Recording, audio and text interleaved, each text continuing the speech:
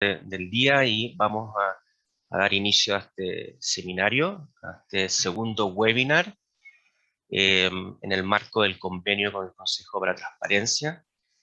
Bueno, para mí es un placer poder contar nuevamente con esta concurrencia amplia asistente a este webinar sobre cómo mejorar la gestión de datos de salud en emergencias sanitarias y con fines de investigación. Y quiero saludar a las autoridades aquí presentes del Consejo para la Transparencia, a su presidenta, la señora Gloria de la Fuente, y el consejero señor Francisco Javier Leturia, y la abogada Ana María Muñoz. Voy a dar algunas palabras inaugurales de este seminario y luego daré inicio a las palabras de las autoridades, ¿no?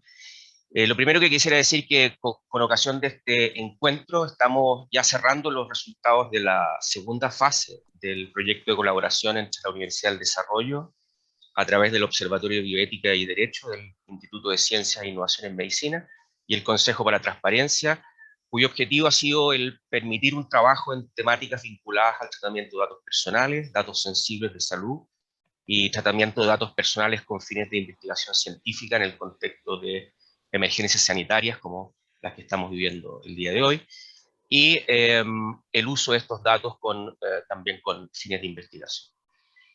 En la primera fase de este proyecto, que concluimos con un webinar hace unos meses atrás, elaboramos un diagnóstico en esta materia por medio de la información que recogimos de 76 prestadores públicos de salud.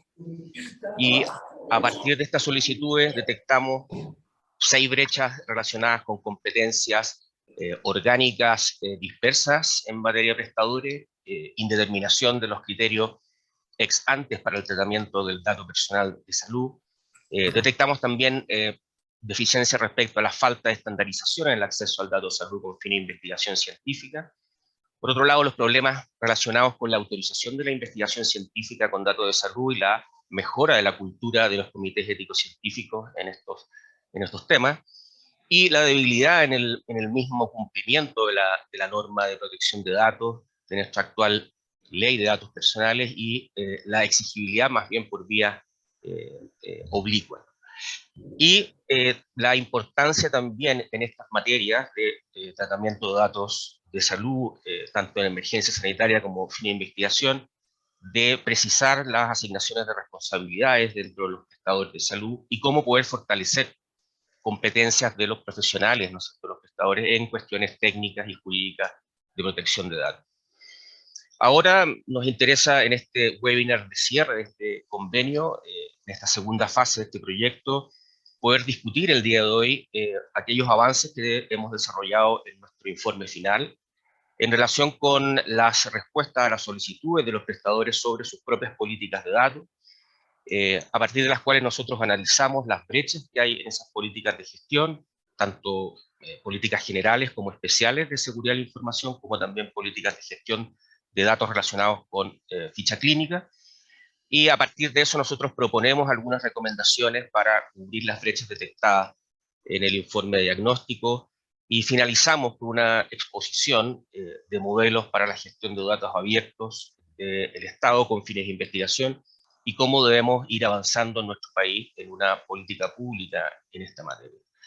Por lo mismo esperamos que con la participación de los expositores que yo iré presentando uno a uno, podamos ir avanzando y discutiendo estos temas que son de alta relevancia para la política pública de datos personales en nuestro país, especialmente datos de salud, y cómo mejorar, ¿no es cierto?, el acceso a los datos con fines de investigación.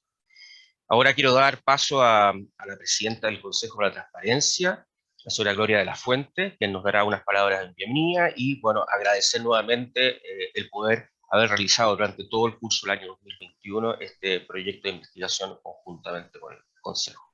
Así que le doy el paso.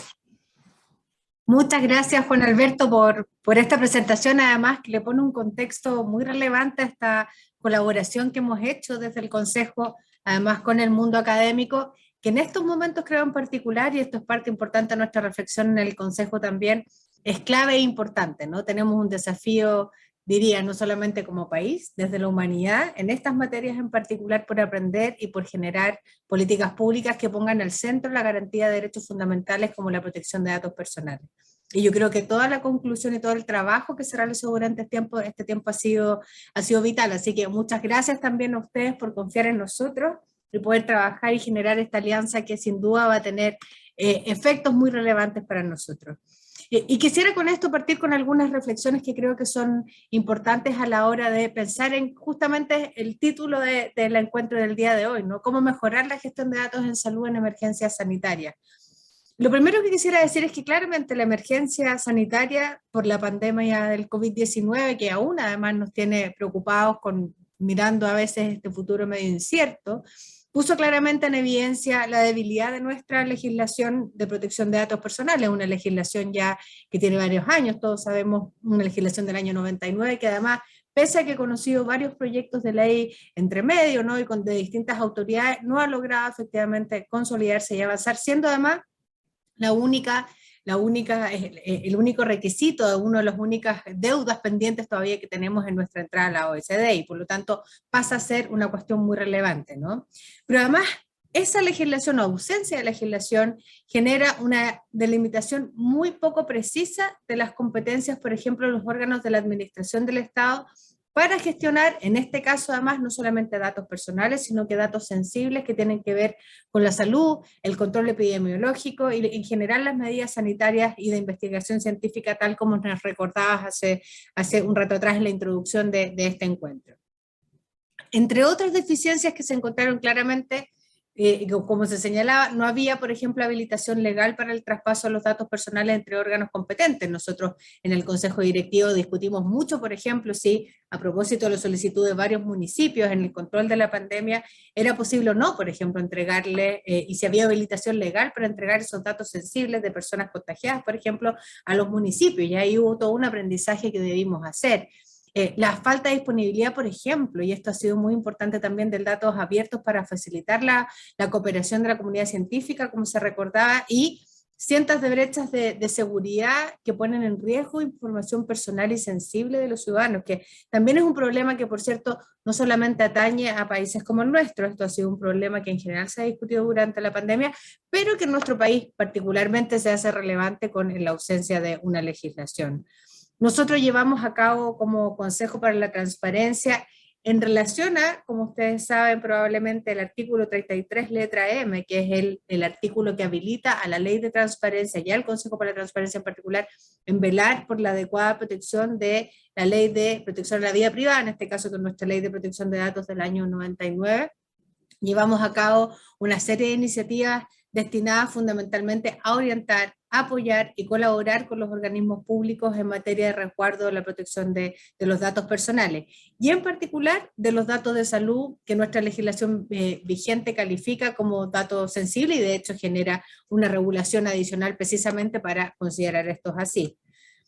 Lo que hicimos entonces fue, desde los primeros momentos de este periodo de emergencia sanitaria, remitir, por ejemplo, a los órganos de la administración del Estado muchos o diversos oficios formulando recomendaciones en materia de protección de datos personales con ocasión del tratamiento de información, por ejemplo, por antecedentes vinculados al COVID-19, y entre otros destaco el oficio 211 de marzo del año 2020, el 501 de abril de 2020 y el oficio 868 del año 2020 también, todos, por cierto, disponibles en un banner específico en consejotransparencia.cl, que agrupa la cantidad importante de iniciativas que el Consejo llevó adelante a propósito de la pandemia en los ámbitos de derecho a acceso a la información pública, como en materia de protección de datos personales, y toda esa información está ahí disponible. Adicionalmente, lo que hicimos fue, en uso de las facultades nuestras, presentar propuestas de perfeccionamiento, por ejemplo, normativo al presidente de la República y al Congreso Nacional, elaborando modificaciones o propuestas de modificaciones y actualizaciones, por ejemplo, a la Ley de Protección de Datos Personales en materia de protección de datos, abordando, por ejemplo, aquellas materias específicamente relacionadas al tratamiento y protección de datos de salud, por cuanto son específicamente sensibles, ¿no? Y esto fue parte de la discusión. Esto, por cierto, se dio además en el marco de el proceso de discusión de la norma en materia de protección de datos personales, donde nosotros hemos ido permanentemente haciendo propuestas de modificación, ¿no? De ajustes que en el fondo amerita ese proyecto de ley. También lo que propusimos como consejo fue emprender acciones concretas, disponiendo, por ejemplo, nuestras capacidades técnicas al servicio de otras instancias en un marco de trabajo conjunto y colaborativo para poder contribuir a hacer frente a la pandemia.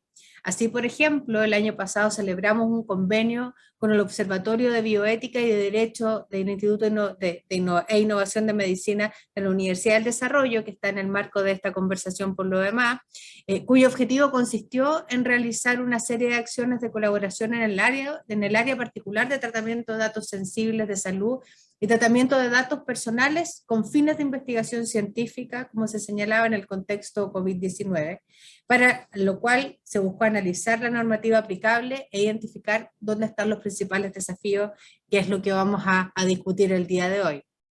Nos propusimos en particular trabajar en la mejor comprensión de las reglas aplicables al tratamiento de datos para el debido control sanitario y para enfrentar graves crisis sanitarias, así como identificar, por ejemplo, las principales brechas que existen en esta materia. Y en concreto, efectuamos un primer diagnóstico, como también se señalaba, de la situación de nuestro país, y se pudo concluir que existe, por ejemplo, dispersión normativa. Efectivamente la regulación se encuentra dispersa en normativas con facultades que en ocasiones que se contraponen entre un servicio y otro, y aquí hay un desafío bien importante. Nosotros desde el Consejo hemos acuñado un término que nos parece relevante en esta materia, la necesidad de avanzar un ecosistema de seguridad de la información, ¿no? Esto, por cierto, en un ámbito tiene como un pilar fundamental una norma adecuada en materia de protección de datos personales, pero también de ciberseguridad, de neuroderechos, por ejemplo, entre otras iniciativas que efectivamente se hagan cargo de tener una mirada más comprensiva sobre esto y además de todas las normativas específicas, como por ejemplo en el caso de salud, derechos y deberes del paciente, ¿no? Una mirada comprensiva sobre lo que se ha ido construyendo en el ámbito normativo, pero también en el ámbito de política pública fundamental, y parte del diagnóstico que en el fondo se ha hecho en esta ocasión, justamente en este convenio de colaboración, justamente da cuenta de esa necesidad.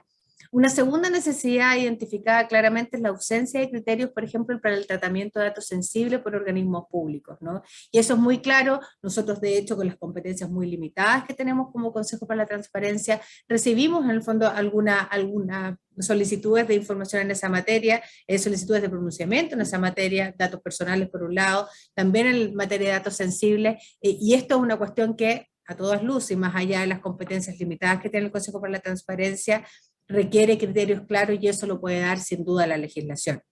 Luego, la ausencia de estandarización en el acceso de datos a la salud, por ejemplo, con fines de investigación científica, de un marco normativo que permita el acceso a la ficha clínica con fines de investigación, que además ha tenido en el transcurso de la pandemia, además, datos, casos coyunturales específicos a propósito de publicación de fichas clínicas y demás, y creemos que esto es también un desafío en materia de política pública que sin duda requiere alguna mirada en la legislación y en la política pública misma de manera clara. De hecho, nosotros pedimos como Consejo para la Transparencia ser parte de estos consejos, el fondo asesores, que el Consejo en materia de COVID en particular, de aquellas instancias creadas al alero del mundo científico, el alero de los tomadores de decisiones, el mundo de los expertos. La verdad que no fuimos considerados en esa instancia, pero justamente parte importante de nuestra preocupación estaba anclada en los datos de salud con fines de investigación científica y cómo disponibilizar, teniendo resguardo adecuado de la protección de datos personales, pero siempre considerando que el acceso a la información también es importante, sobre todo cuando se trata de generar políticas públicas para combatir una pandemia. Y por último, claramente, la ausencia de un delegado de protección de datos personales. No tener una figura de esas características implica que tampoco tenemos un encargado, una persona que esté particularmente mirando y esto es parte también importante de la ausencia de legislación.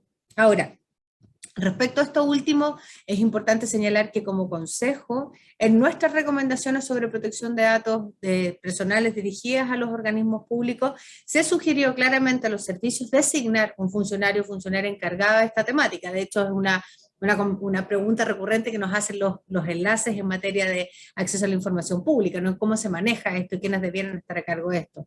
Para efectos claramente de facilitar la vinculación entre el Consejo para la Transparencia y los servicios públicos La Verdad.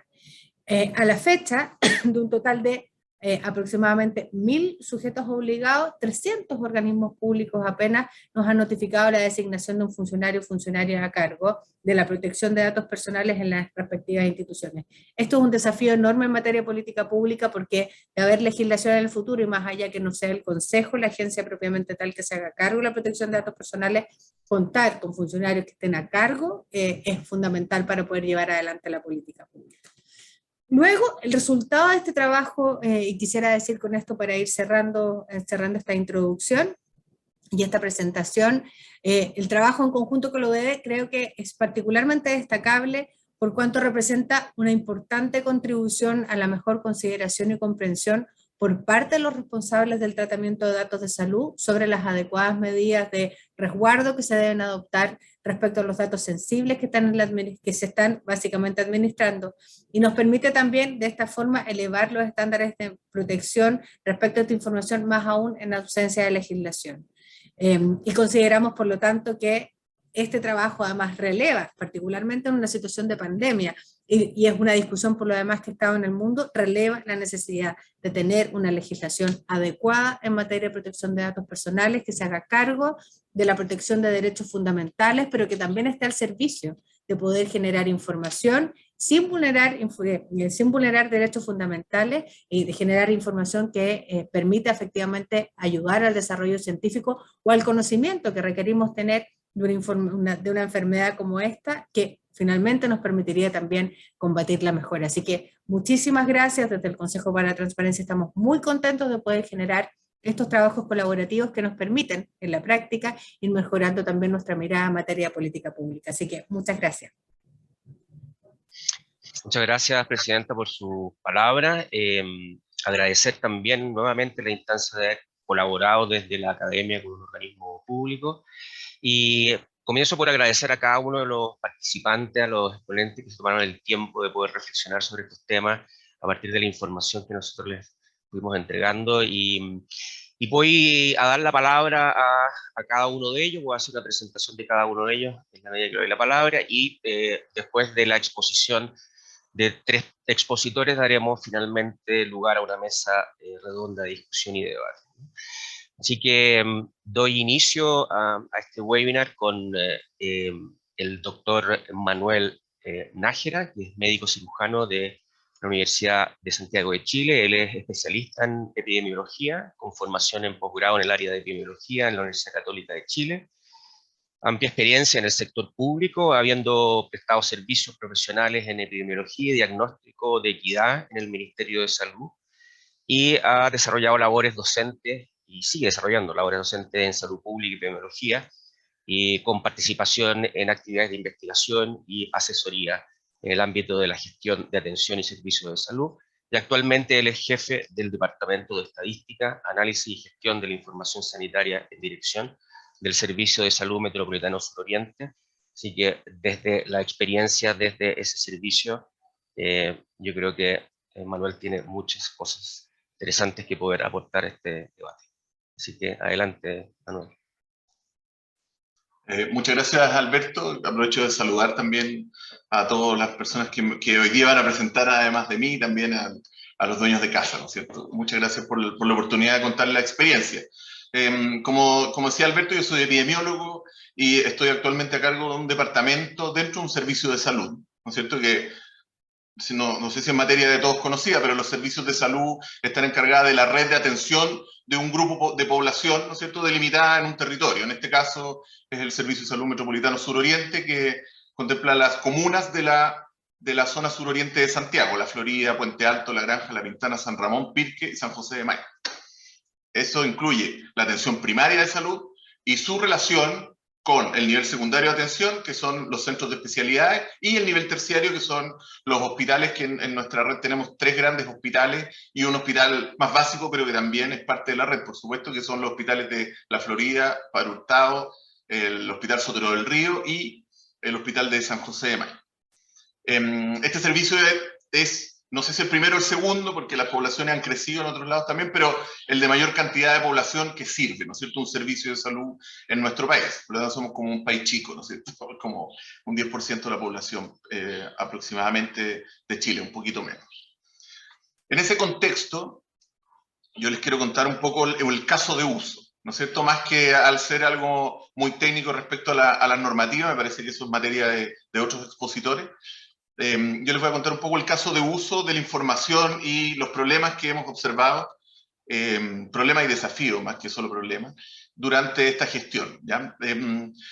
Para contarles un poquito la historia, yo comencé este departamento, que es un departamento nuevo, durante el año 2021, en febrero, enero del año 2021, se creó el departamento y lo asumí yo, reuniendo las unidades que existían previamente de estadística, que son quienes tienen el rol y la labor de llevar la recolección habitual y la entrega de esa recolección habitual y verificación hacia el Ministerio de Salud de la producción que hacemos en los servicios de salud, ¿no es cierto?, la cantidad de atenciones, la cantidad de camas, etcétera. Es muy grande, los famosos resúmenes estadísticos mensuales, o REM, que muchos de ustedes conocen o pueden conocer ahora luego de estas presentaciones, ¿no es cierto? Y una unidad especial que tenía este servicio, que es una unidad de análisis y gestión de la información, que básicamente lo que ha logrado es reunir la información granular de las personas que se atienden en el servicio, de forma que podemos nosotros, de una forma bien no burda, sino que bruta, ¿no es cierto?, cruda,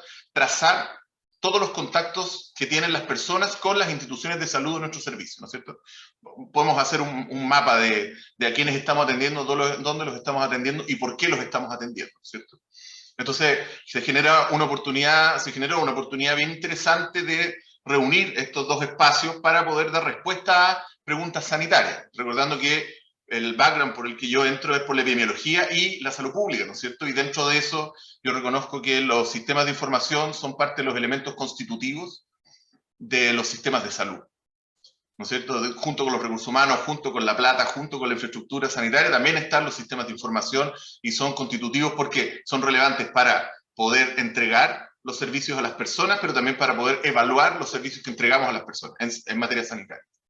Entonces, con ese objetivo, yo comienzo el desarrollo de este departamento. Lo previo al desarrollo del departamento, que ya lo presenté un poquito, es la emergencia sanitaria, ¿no es cierto? Es la situación del COVID en el servicio.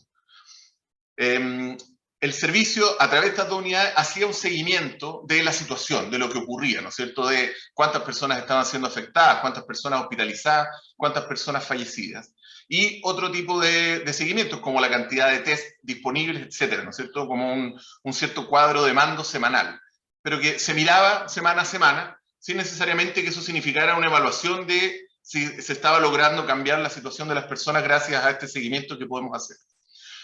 Yo entré en una conversación con el servicio en ese periodo previo para hacer un análisis de cómo había sido la respuesta, a través de esta información, tratar de analizar cómo ha sido la respuesta del servicio a la salud de las personas o la necesidad de salud de las personas durante la pandemia. Fue bien interesante el desafío porque logramos, a través de los sistemas de información que existen, reunir datos suficientes para hacer un caso y es demostrar que, pucha, parece que nos faltó apuntalar protocolos de unificación, homologación de la forma de tratar a la gente para que todos hubieran tenido un mismo resultado positivo, ¿no es cierto?, en su atención.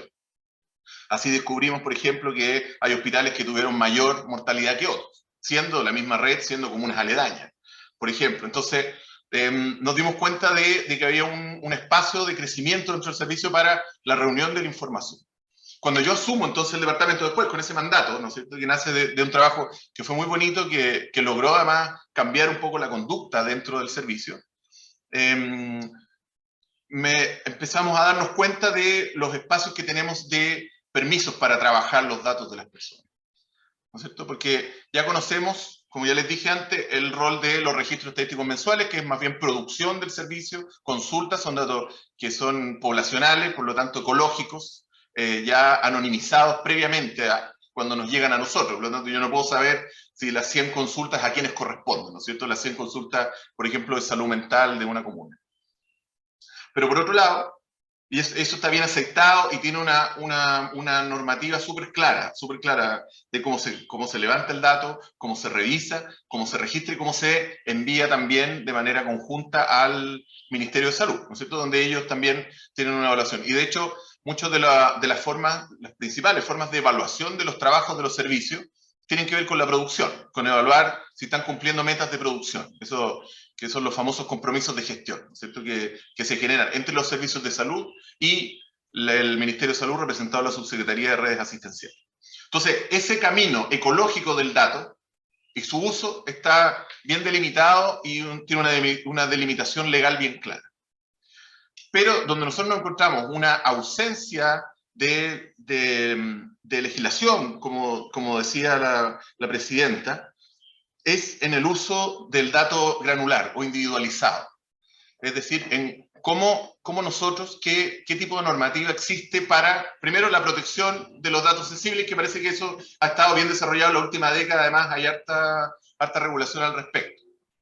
Luego, cómo está el tema de la calidad del dato registrado, ¿no es cierto? Están también estas normativas de estandarización, pero que se topan a veces entre algunas normativas, y ahí empezamos a encontrar algunos elementos de complejidad.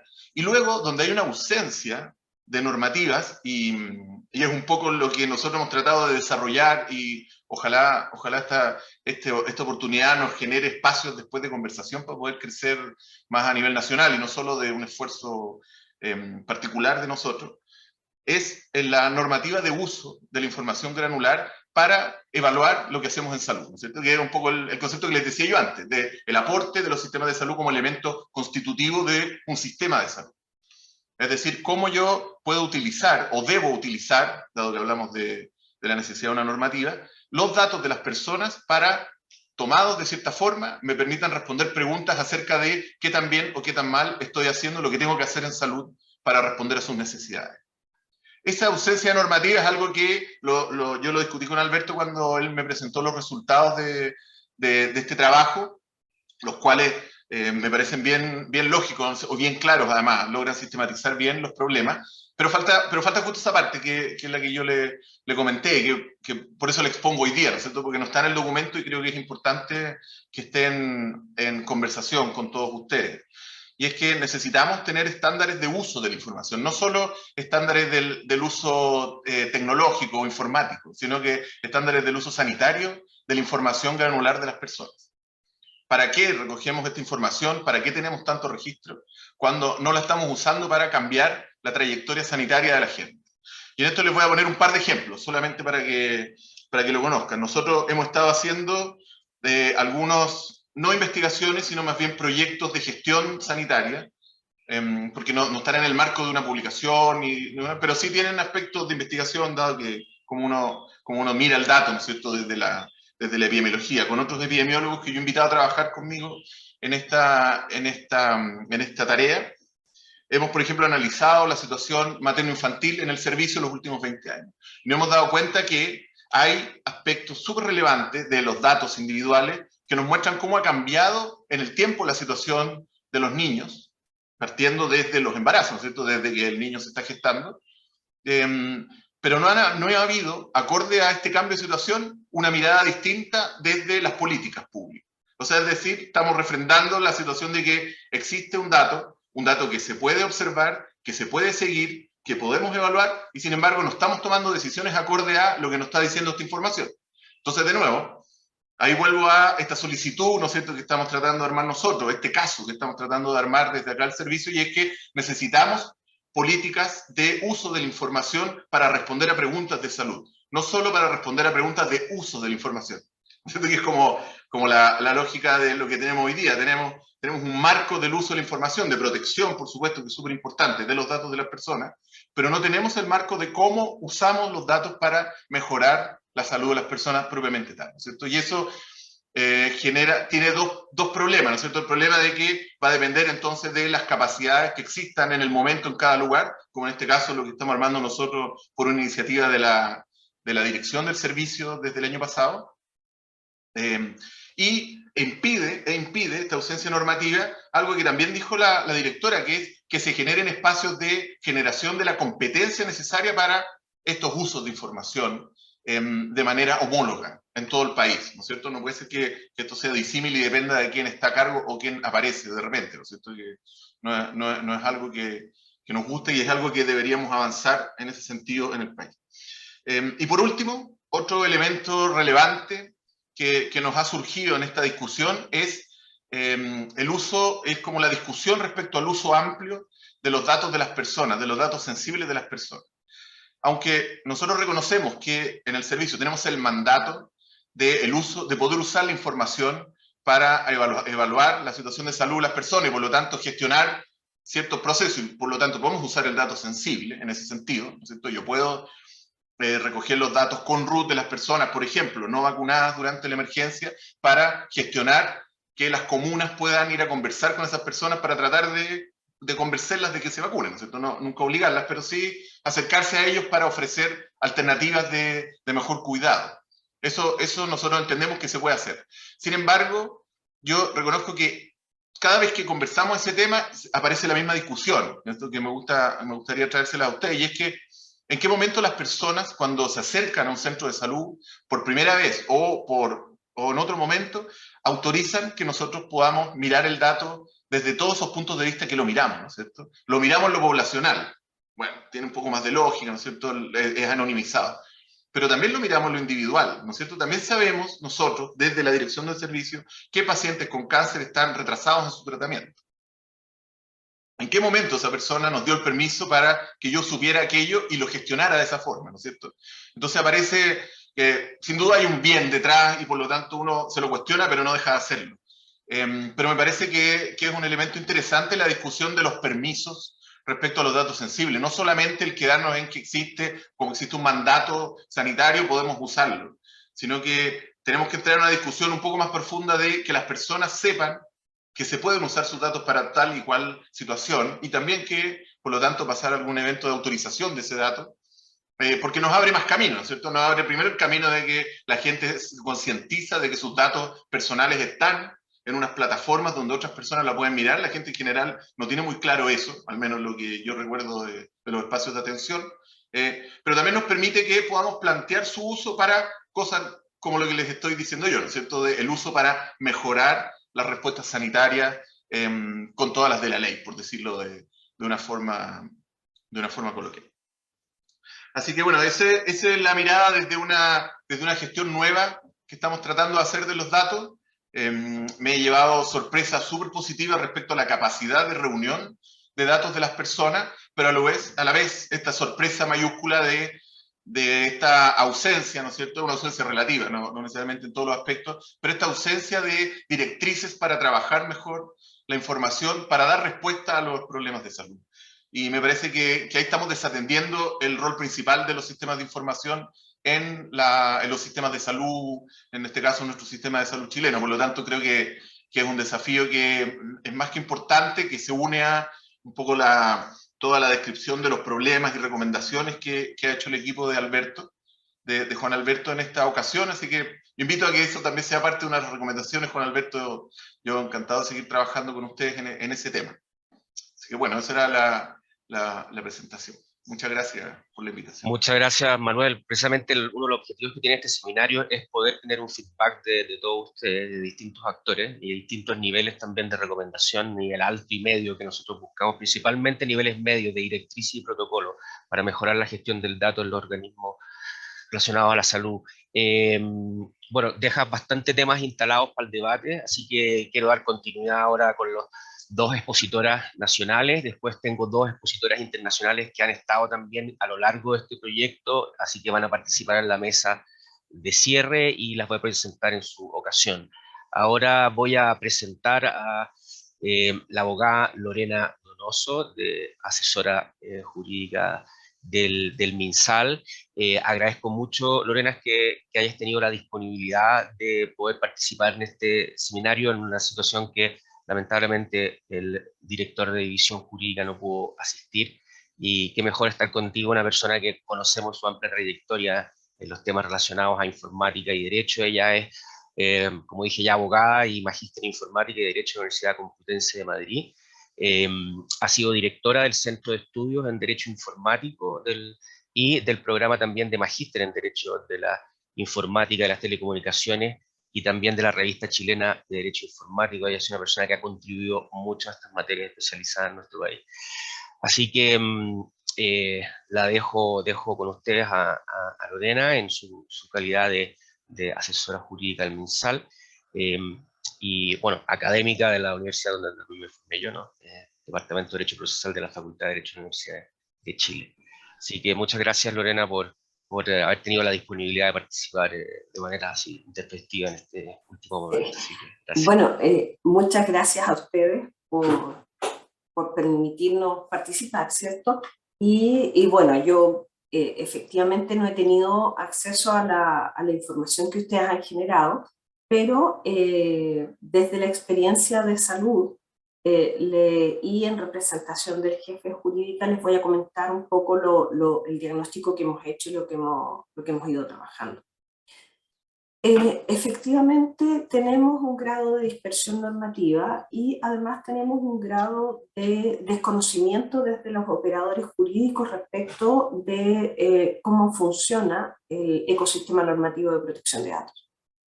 Desde el ámbito técnico científico hay más desconocimiento todavía, y desde el técnico informático quizás hay una mayor cercanía, pero la verdad es que creemos que hay que juntar esos mundos. El médico, técnico informático y el jurídico. Dentro de los aspectos que nos dimos cuenta que era muy deficitario y que nos generaba además un estrés laboral muy grande, era en un inicio de la pandemia, no sé si recuerdan ustedes, que se trataba de obtener información de la trazabilidad de los contactos a través de sistemas tecnológicos que permitieran la ayuda. Sin embargo, tuvimos la oposición férrea de algunas ONG que habían leído la Ley de Derechos y Deberes del Paciente, pero no habían leído el Código Sanitario. Y ahí nos levantó la primera alerta. O sea, en el fondo, la Ley de Derechos y Deberes del Paciente, cuando señala quiénes pueden acceder a la ficha clínica, tienen una enumeración taxativa que no conversa con el resto de la normativa sanitaria. Y eso es un tema grave que deberíamos corregir. De hecho, la Subsecretaría de Salud Pública tiene el mandato legal por el Código Sanitario de el testear, trazar y aislar. Y para esos efectos se le conceden una serie de atribuciones, incluyendo el contar con el auxilio de la fuerza pública. Todos estos aspectos fueron controvertidos durante toda la pandemia, porque la gente o las ONG miraban únicamente la Ley de Derechos y Deberes del Paciente y no así la ley madre, que es el Código Sanitario, donde están las atribuciones, ¿ya? Entonces ahí tenemos un primer foco de dispersión normativa que creemos que se debe armonizar para poder permitir en el futuro, en futuras pandemias, gestionar de mejor manera la información y a su vez también no generar la alarma social como que el Estado está tratando datos personales más allá de sus atribuciones, porque eso además genera un desgaste. O sea, la cantidad de requerimientos que tuvimos, demandas que tuvimos, recursos de protección, que nos desviaban desde la labor propia de la gestión de la pandemia hacia la defensa judicial y la explicación de algo que normativamente parecía tan claro, fue muy desgastante. En segundo lugar, el segundo foco que creo que es importante destacar, a propósito también de lo que señaló don Manuel Nájera, es que el tema de la diferenciación entre datos privados, datos íntimos y datos sensibles no está tampoco asentada en nuestra sociedad. La sensibilidad del dato está dado por la capacidad de ese dato de ser utilizado para los efectos de adoptar decisiones arbitrarias respecto de la persona y no del grado de privacidad del dato.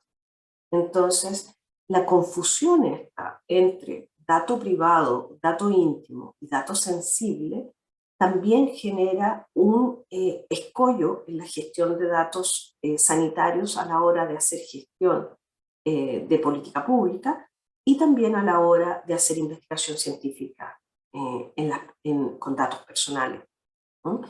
Porque en definitiva se empieza a confundir la necesidad de la autorización de la persona para los efectos de autorizar el tratamiento de los datos como si se tratara de datos privados, cuando estamos frente a datos sensibles y el Código Sanitario señala expresamente en el artículo, y el TFL1 señala expresamente en el artículo 5, número 4, que por ejemplo el Ministerio de Salud tiene facultades para tratar datos sensibles.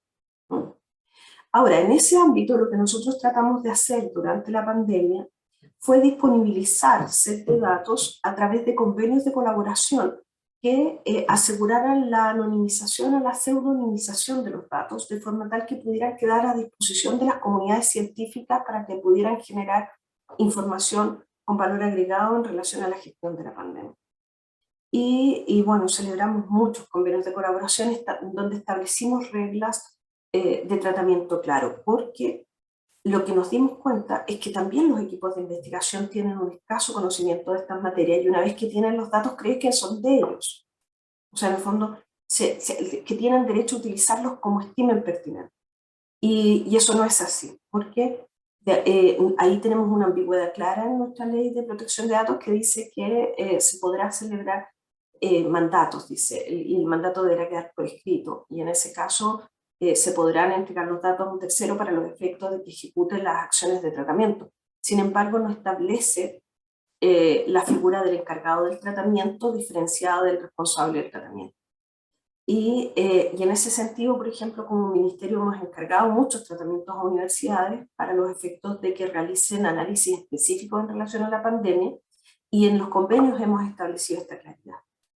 Esta claridad respecto de cuál es el rol del tratamiento de datos personales de cada uno de los agentes que participan en la cadena de valor de la generación de información valiosa para la gestión pandémica y para la generación de políticas públicas a largo plazo. ¿Ya? Pero efectivamente, uno a uno es complejo. Deberíamos tener un lineamiento más general respecto de, y en eso ANID nos podría ayudar mucho, en el sentido de que pudieran generar algunas guías de buenas prácticas en materia de investigación científica que incluyan estas reglas. Por ejemplo, que los equipos de investigación, hasta dónde pueden utilizar los datos, cuándo es necesaria la obtención de la autorización de los pacientes, quién debe obtener esa información, cómo debe constar después en el expediente de investigación, para los efectos de auditar después que se haya llevado a cabo correctamente. Temas de consentimiento informado asociado al nivel de conocimiento y al grado de aproximación de las personas a la investigación sanitaria serían de mucha utilidad. Esto debería ser parte de los mismos documentos que deben realizar los comités de investigación científica también, por ejemplo. ¿Ya? Entonces yo creo que ahí hay un trabajo bonito que podríamos trabajar en conjunto para los efectos de poder generar estándares que den tranquilidad a los equipos de investigación y que den tranquilidad también desde el punto de vista del cumplimiento normativo. En un tercer ámbito, hemos tratado de avanzar en la regulación de la telemedicina para los efectos de resguardar el cumplimiento de los estándares de protección de datos en las fichas clínicas asociadas a la teleasistencia, pero no solamente a las fichas, sino también al acto médico en sí. Porque realizándose el acto médico a través de redes y sistemas de información, también es necesario ejercer ciertos recuerdos, ¿no? El reglamento está en la última fase de elaboración y esperamos que pueda estar a disposición de todo el mundo. Entonces, en ese reglamento lo que hemos tratado de hacer es sistematizar la normativa que está dispersa en un solo instrumento más claro y técnico que permita, en el fondo, la operativización de ese documento a nivel más práctico, ¿cierto? Un último concepto al que me quería referir es el de pseudonimización, porque está muy asentado en nuestro país la anonimización. Sin embargo, en materia sanitaria, cuando estamos hablando de investigación científica en personas humanas, por ejemplo, estamos investigando un método científico para mejorar el Alzheimer. la información no debiera ser anonimizada, sino que pseudonimizada, porque si es que descubrimos algo que pueda contribuir a la salud de ese paciente, deberíamos poder reidentificar ese dato para poder darle atención sanitaria a ese paciente frente al hallazgo científico que podría beneficiarle. Entonces, tenemos que distinguir claramente entre la pseudonimización, que es el ocultamiento controlado de la identidad del paciente, donde la llave de reidentificación se mantiene de manera segura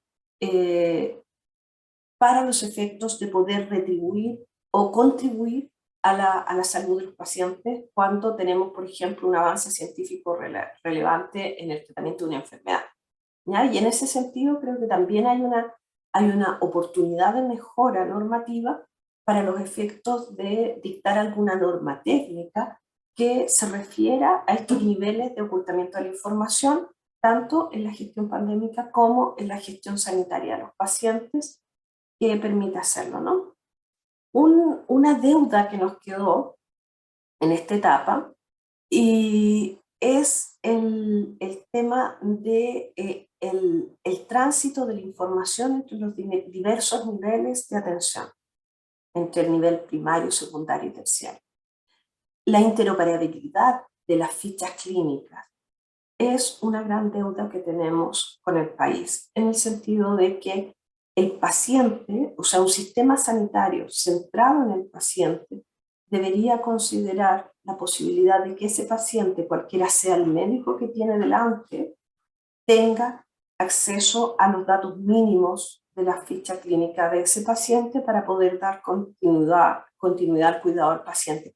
Aquí tenemos nosotros un silencio normativo, porque nuevamente se nos produce un silencio y una dispersión, porque si bien la Constitución Política de la República mandata al Ministerio de Salud a garantizar que se puedan realizar y las acciones de promoción, protección y recuperación de la salud, y a su vez le entrega la coordinación del sector, luego la Ley de Derechos y Deberes del Paciente radica el cuidado de la ficha clínica en el prestador, en términos genéricos, ¿ya? Y a su vez después cuando dice que quienes tendrán acceso a la ficha clínica, dice que el personal que participe directamente en la atención sanitaria. Entonces esa normativa es necesario especificarla en el sentido de que con independencia del prestador frente al cual esté el paciente, se debe poder garantizar el acceso a los datos mínimos para garantizar la continuidad del cuidado y establecer que el prestador que tiene bajo su cuidado la ficha clínica, que siente que viola o que infringe la normativa al entregar la ficha y por tanto tiene temor fundado, tenga certeza de que debe entregar la información necesaria para que el otro prestador que tiene al paciente directamente frente a en su despacho o en una teleasistencia pueda acceder a la información necesaria para garantizar la continuidad. Y en ese sentido creo que hay una brecha normativa importante que podríamos cerrar, que más bien es evitar la interpretación contradictoria de este cuerpo normativo que les señalo: la Constitución, la Ley de Derechos y Deberes del Paciente y la normativa, el Código Sanitario y el DFL1, básicamente, ¿ya? Eso básicamente, pero como les digo, nosotros hemos tratado de disponibilizar los datos a través de convenio de colaboración. Creo que ahí estándares técnicos sería un buen instrumento que aprovechar a nivel internacional y nacional. En segundo lugar, el tema de la diferenciación entre un dato sensible y un dato atingente a la privacidad, porque son dos cosas distintas. Y en tercer lugar, el diseño de ciertas políticas desde ANIF respecto del tema del consentimiento informado, del tema de la anonimización y pseudonimización de datos, el procedimiento ¿cómo se llama? El procedimiento de obtención de los consentimientos informados, el procedimiento de reidentificación. Y lo último que nos pidieron el otro día de un organismo público era si acaso podíamos generar algún procedimiento de cancelación de la ficha clínica. ¿Cómo se cancelan los datos al final del día? ¿Y cuáles se cancelan y cuáles no? Porque también es importante que la familia, por ejemplo, pueda tener acceso a la ficha respecto de sus padres, por ejemplo, para saber si es necesario hacer alguna investigación genómica. Entonces es un tema bien complejo que tenemos que abordar como país. Eso, muchas gracias. Espero que les sirva estas reflexiones. Muchas gracias, Lorena, sin duda. Yo creo que nos pones enormes desafíos que son como línea de continuidad del nivel o el alcance que tiene el informe de recomendaciones que nosotros estamos por cerrar. Así que te agradezco mucho esos espacios para seguir trabajando en principalmente acceso a la información pública con fin de investigación, que es un desafío que tenemos en Chile importantísimo, que la pandemia nos ha puesto en primer lugar. Sin duda ha tocado montones de otros temas que yo los tengo aquí anotados para efectos que luego quizás podamos discutir en la mesa, a efectos de cómo se viene el proyecto de ley en tema de habilitación para el uso del dato sensible, y yo creo que hay también otros puntos interesantes a discutir. Así que voy a dar espacio ahora a nuestra última exponente antes de la mesa de cierre.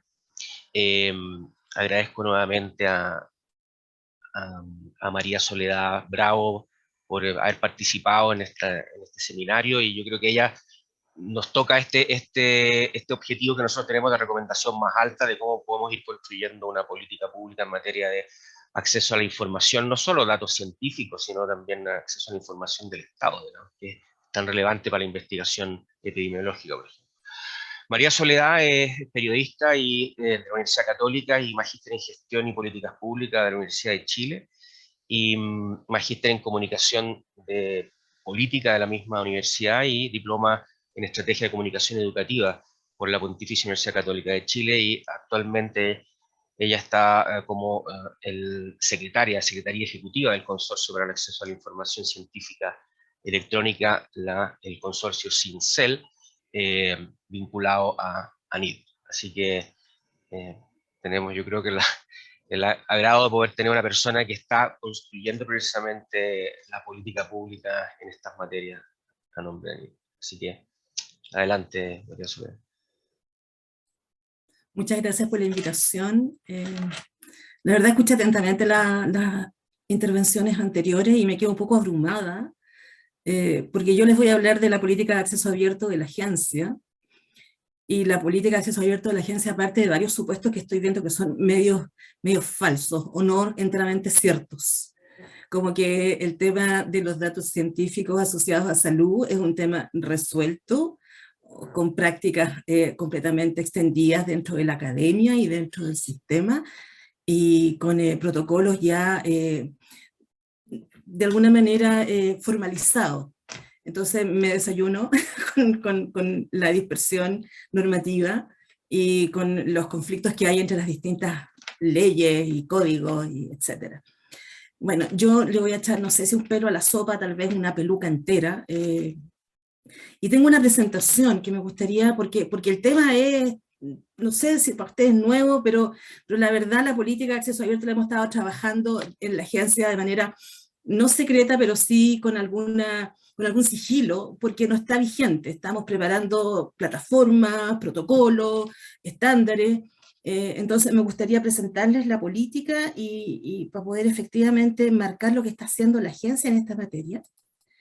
¿Tienes acceso, Soledad, para poder compartir mi pantalla? Perfecto, súper bien. Déjame ver dónde la tengo, por supuesto. Ya, ahí voy. Entonces, déjame ver para poder tener esto. Ok, yo les voy a hablar de esto lo más rápido que pueda para poder tener espacio para las preguntas, que creo que es lo más relevante. Entonces, esta es una política que la hemos estado trabajando en la agencia desde fines del año 19. Este es el temario de las cosas que voy a abordar. Voy a abordar qué es la NID en el contexto de la comunicación científica, donde se inserta esta política, los principales alcances, cómo esta política se inserta dentro de un marco mayor para nosotros que se llama la Infraestructura Nacional de Acceso. Voy a dar unas poquitas definiciones de la política y voy a hablar de un proyecto particular que se llama una consultoría que estamos haciendo sobre biobanco y cómo esto se relaciona con la política de acceso abierto.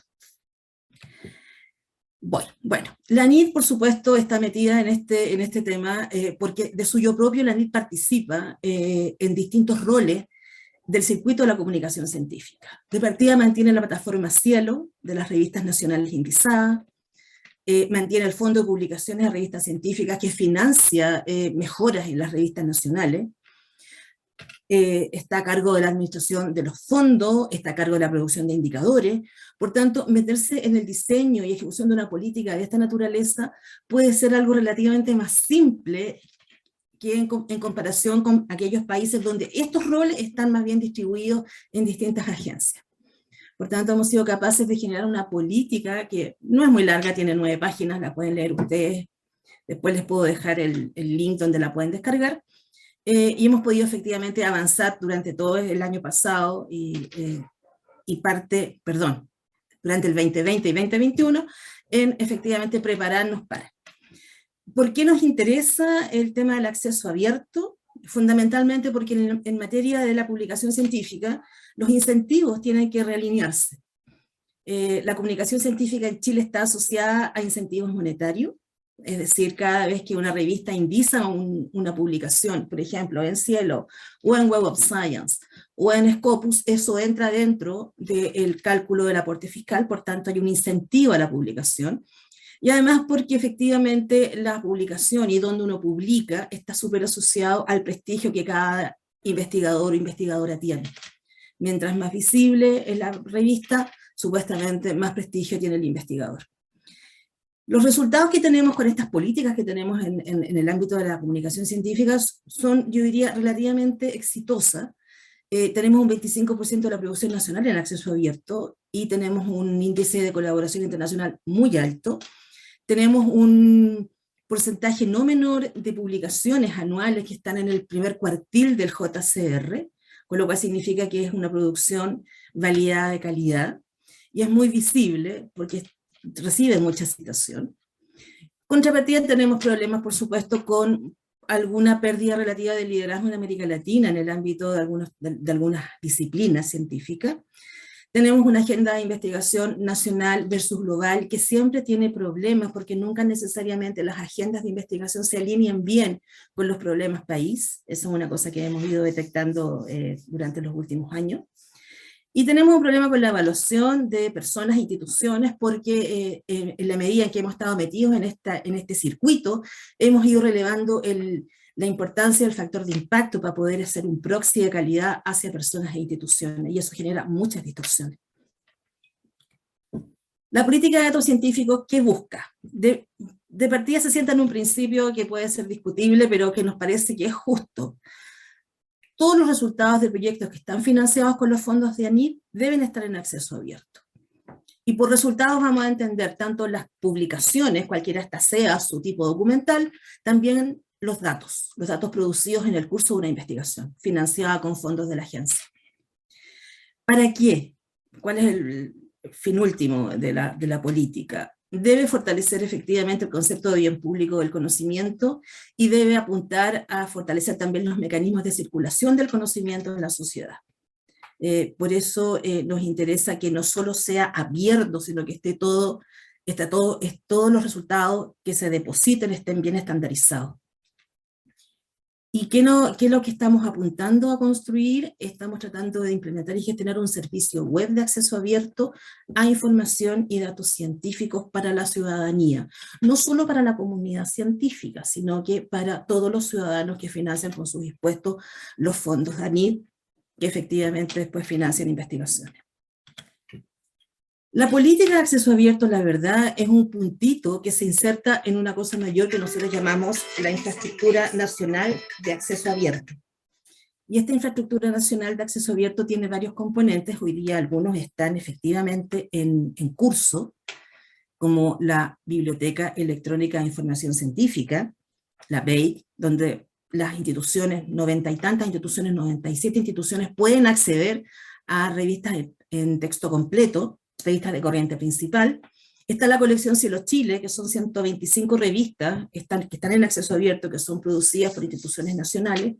Están los repositorios en las universidades y el repositorio de la ANID, que también ofrece información. Y estamos tratando justamente de poder articular a las bibliotecas universitarias en un nodo nacional de acceso, para poder aumentar la cantidad de información que está disponible en acceso abierto. Estamos trabajando con universidades, estamos trabajando con el Consejo Asesor de Biblioteca, está involucrada la agencia muy fuertemente, y está también la Corporación Sincel metida como un actor relevante que puede articular también esta red. Y esto está en proceso, por tanto la política es un puntito de esta infraestructura que está en camino.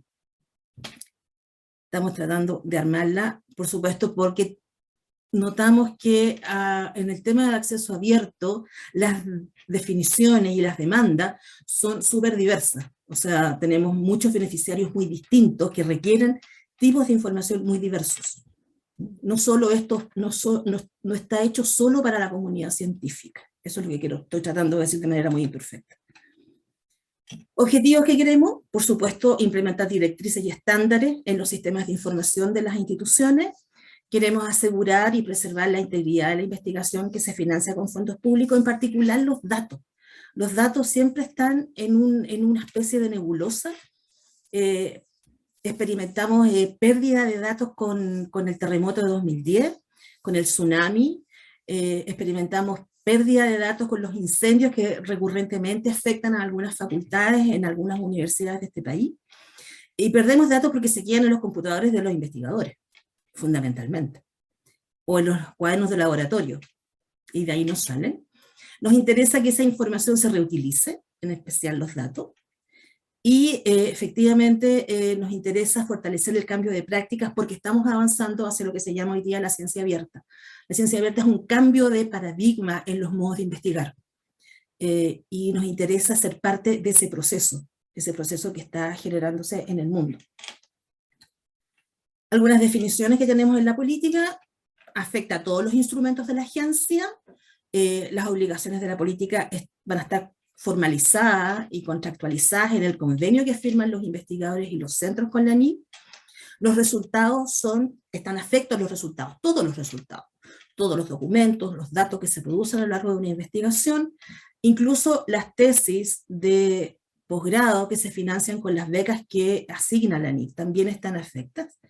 Y tenemos una definición de acceso abierto que yo diría que es bastante operacional, no nos vamos a enredar en hacer la mejor definición canónica de esto, sino que fundamentalmente es dejar disponible en repositorios de acceso universal todos los tipos documentales de comunicación científica y también los datos científicos producidos a lo largo de una investigación.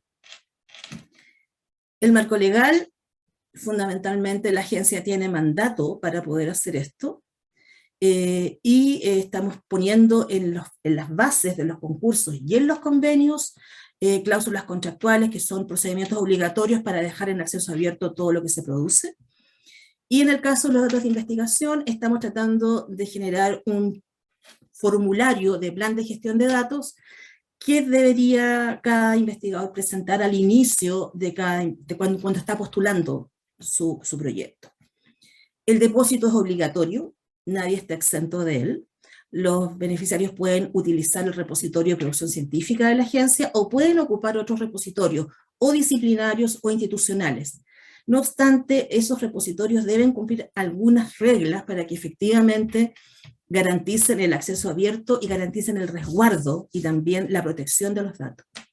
Y los datos, más que ser abiertos, tienen que cumplir con los principios FAIR, que es una sigla en inglés que significa que sean encontrables, que sean accesibles, que sean interoperables y que se puedan reutilizar. Por tanto, el estándar básico es que los datos que se depositan en el repositorio de la NID o en otros repositorios estén anonimizados, con consentimientos informados, estén metadateados y además tengan identificadores persistentes, es decir, tengan un DOI asociado de modo tal de que la interoperabilidad efectivamente funcione y no sea una especie de cajón desastre donde uno no sabe cómo encontrar lo que anda buscando. ¿Quiénes son los beneficiarios? Bueno, todos los beneficiarios de los instrumentos de la NIC, como ya dije. Y en el caso de los autores cielo no tienen necesidad de depositar nada en el repositorio, solo tienen que informar el DOI de su publicación, porque cielo es abierto por naturaleza. La subdirección donde yo estoy trabajando, que es la subdirección de redes, estrategia y conocimiento de la ANID, tiene que hacer un montón de cosas, entre ellos diseñar e implementar una políticas de promoción, capacitación y difusión, porque evidentemente el acceso abierto, yo siempre digo, es como querer a la mamá, todo el mundo quiere a la madre, pero cuando se trata de hacer cosas por la madre, como llevarla al médico, sacarla a pasear, bueno, ahí todo el mundo piensa que otro tiene que hacer las cosas y no uno. ¿Ya? Estamos tratando de orientar a los investigadores para que esto no implique una sobrecarga así muy, muy fuerte en ya la sobrecarga que tienen por el hecho de estar a cargo de una investigación y hacer las rendiciones a la NID y entregar los informes parciales. Y estamos tratando de organizar un servicio de acceso que permita búsquedas y recuperaciones de publicaciones depositadas y también de los datos. Para nosotros los datos pueden ser de los temas más complejos que hemos abordado en la subdirección y en la agencia. Hoy día en el mundo científico hay autores que pagan por publicar en abierto, y eso también tienen que informarlo una vez que hagan el depósito, tienen que también informarnos cuánto pagan por publicar.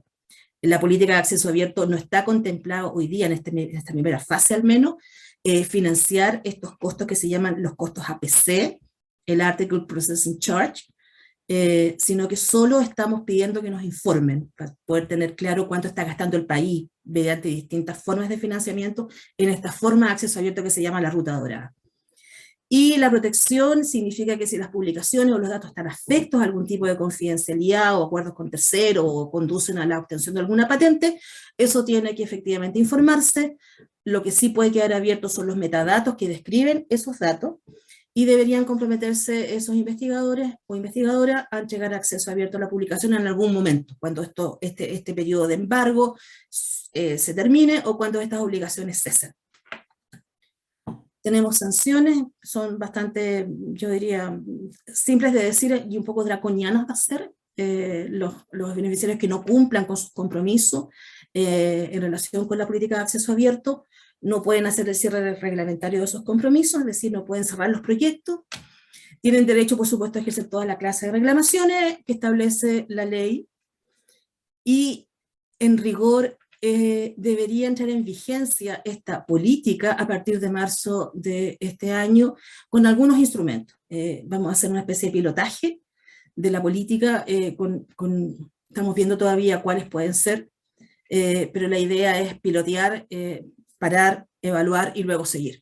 No vamos a hacer una especie de entrada triunfal de esta política con los instrumentos de la agencia en ningún caso. Temas que tenemos que resolver, por supuesto, el tema de los autores y las autoras, problemas asociados a las múltiples autorías de los artículos no se escriben de a uno, es cada vez menos recurrente eso, salvo en áreas disciplinarias como las humanidades, donde todavía persiste ese tipo de autoría, del solo autor. Hay temas de propiedad intelectual, hay temas de retención de derechos patrimoniales, porque estamos pidiéndole a los autores que efectivamente cuando publiquen con una licencia de Creative Commons que permita efectivamente el depósito en acceso abierto. Y eso es un temazo.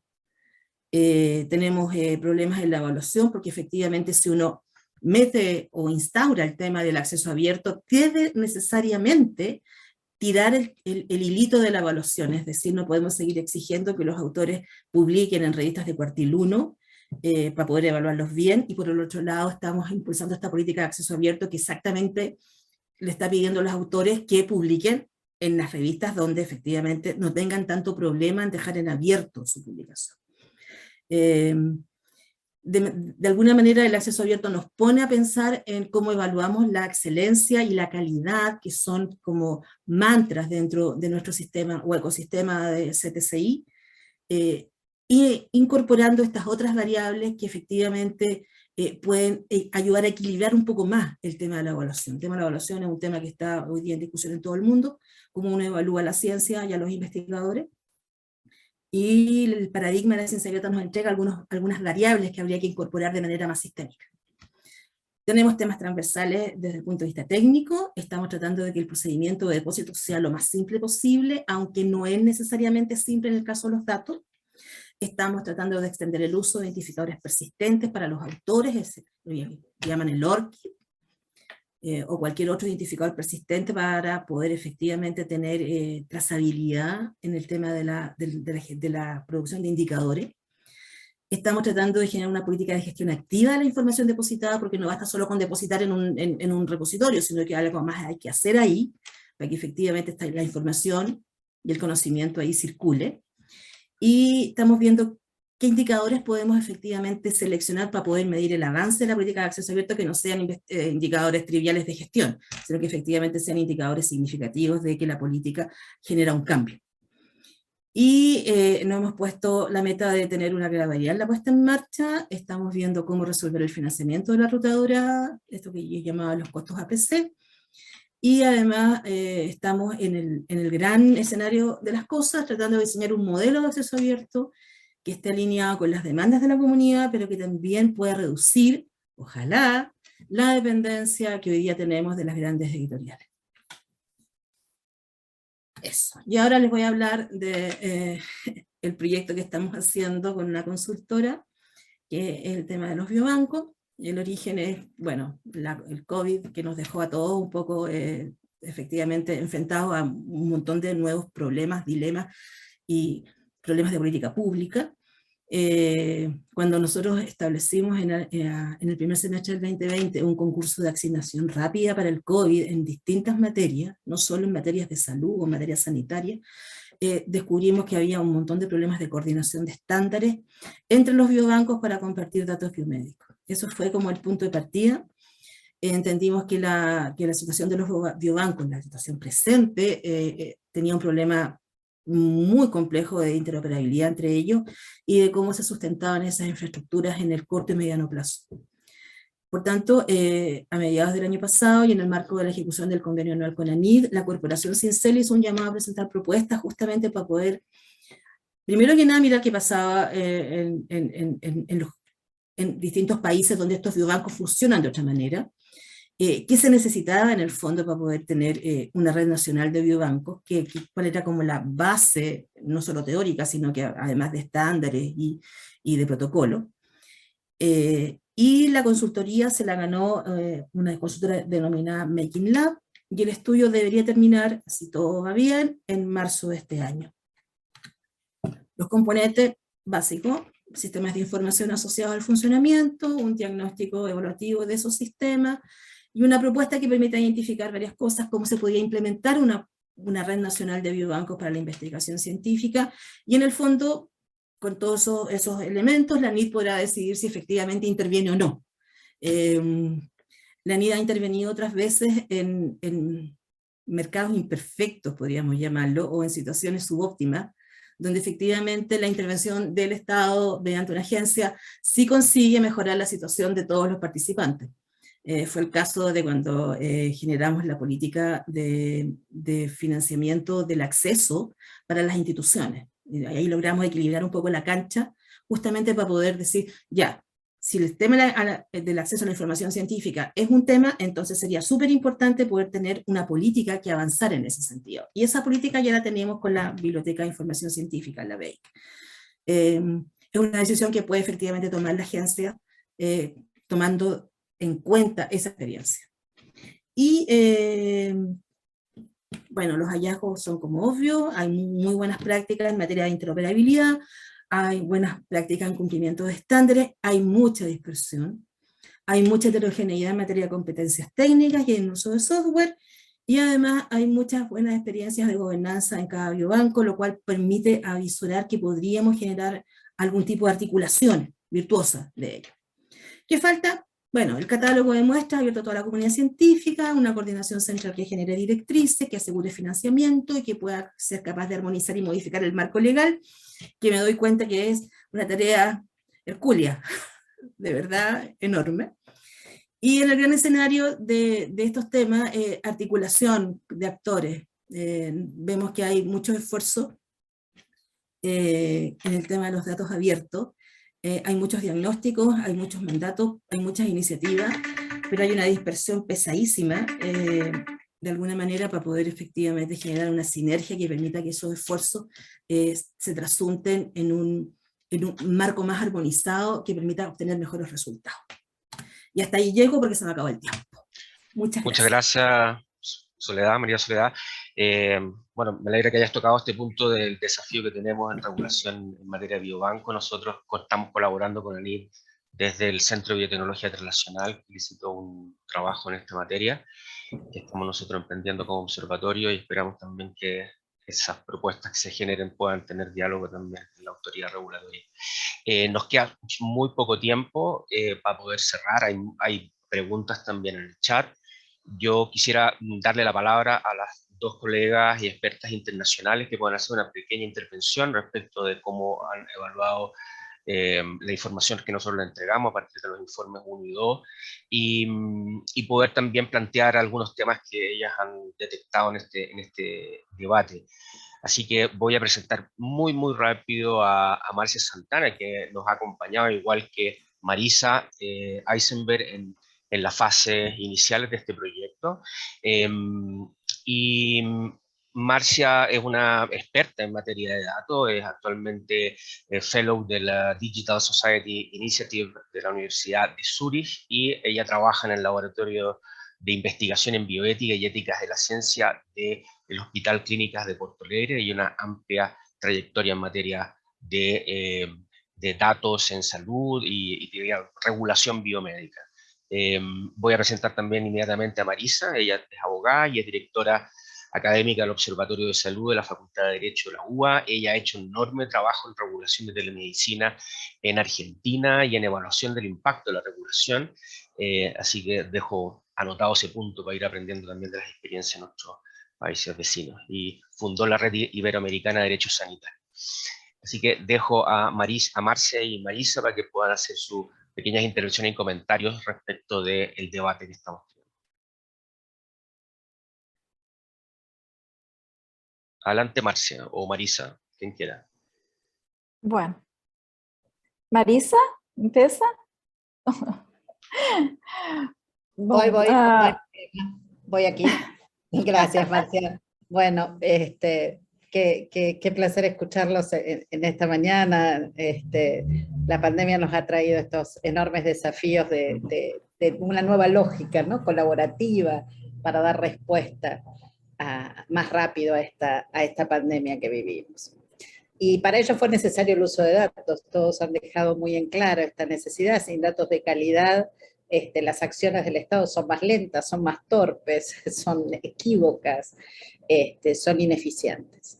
Y por eso la importancia de estos eventos, y mi agradecimiento en primer lugar al doctor Juan Alberto Lecaros de la UDD, es un impulsor de estos espacios, al Consejo de Transparencia, Gloria de la Fuente, mi especial saludo a Marcia obviamente, y a todo el resto de las personas que estuvieron hoy presentes a mis compañeras de webinar. Los datos de salud, como hemos visto, se conforman de múltiples fuentes, registros clínicos, muestras, pruebas diagnósticas. Bueno, todo esto, el tema que María Soledad traía recién con los biobancos, que dan cuenta del estado actual de salud de una persona, su atención médica, sus hábitos de vida, sus consumos de medicamentos, las posibilidades de acceso a los servicios sanitarios, ¿verdad?, el riesgo de sufrir otras enfermedades, y constituyen información personalísima. Es muy interesante todas estas categorizaciones que se han descrito, esto que Lorena marcaba a partir de lo que Manuel, de la experiencia que Manuel contaba.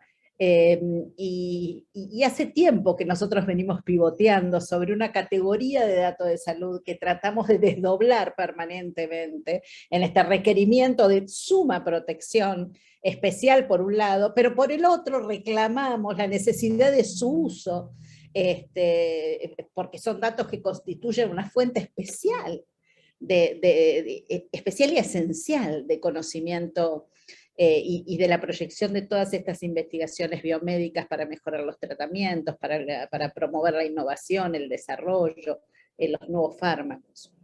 Y a su vez, tantos datos también requieren de patrones que vinculen y que relacionen mejor los diferentes aspectos de los sistemas de manejo de datos, para entender el comportamiento, ¿no? Que caracteriza en su complejidad esta iteración entre descripciones del estado de sistemas sumamente complejos y simulaciones que prognostican un comportamiento que es absolutamente dinámico. Y para esto se requiere cada vez más información desagregada, actualizada, oportuna, y potenciada por la utilización de un análisis masivo, ¿no? de este análisis de datos masivos que están procesados mediante técnicas que utilizan algoritmos de inteligencia artificial, y todo esto se acelera mediante estos procesos.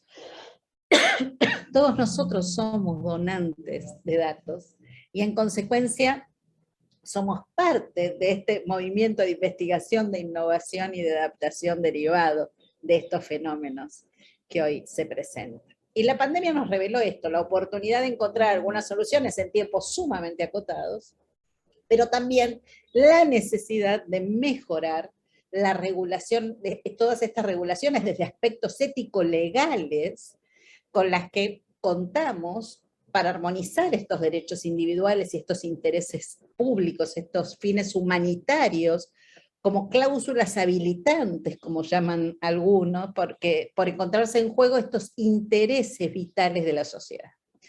Ha cambiado la manera también. Ustedes han hecho referencia a la forma en que los ciudadanos ejercemos nuestros derechos, pero no han cambiado las categorías de protección jurídica. Entonces, aquí encontramos una gran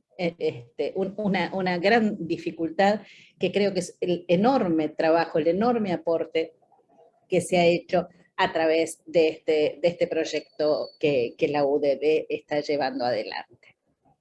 Y en este sentido, como se mencionó, la protección de datos reconoce la autonomía del individuo, pero se interrelaciona con otras demandas ciudadanas que están vinculadas a una mayor transparencia, al acceso a la información, a mecanismos efectivos de rendición de cuentas, y vemos cómo se están desarrollando múltiples iniciativas de datos abiertos, todo este tema de Open Data, en un ejercicio de apropiación ciudadana de estos datos como bienes públicos. Los 8 principios de salud digital de la OPS habla de los bienes públicos digitales, y entre ellos tenemos que considerar a los datos de salud. Hay razones muy claras por las cuales se deben compartir los datos. Tienen que ver con el beneficio el beneficio de compartir y de reutilizar datos, que es una manera de aprovechar el máximo potencial de los grandes conjuntos de datos que han podido obtenerse, sobre todo en estos últimos tiempos con estas plataformas colaborativas que hemos visto. Promover la colaboración, las investigaciones, los nuevos descubrimientos, colaborar en la formación de futuros investigadores en nuestros países, en una región que tanto, esta región de América Latina que tanto lo necesita, maximizar también en nuestros países la transparencia y la rendición de cuentas en la investigación. Subir un escalón, ¿no? en los estándares de investigación científica, de integridad y de reproductibilidad de la información, ¿no? Esto seguramente promueve la mejora y la validación de los métodos de investigación que Manuel creo que pedía, me pareció a gritos, ¿no?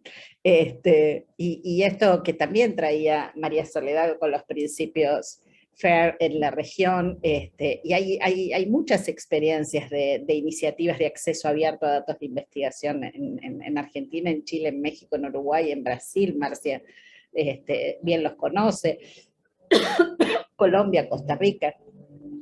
Y en este sentido, a mí me parece absolutamente destacable la necesidad que nosotros podemos tener en nuestras universidades, sobre todo, en materia de qué está pasando con las reformas legislativas, ¿no?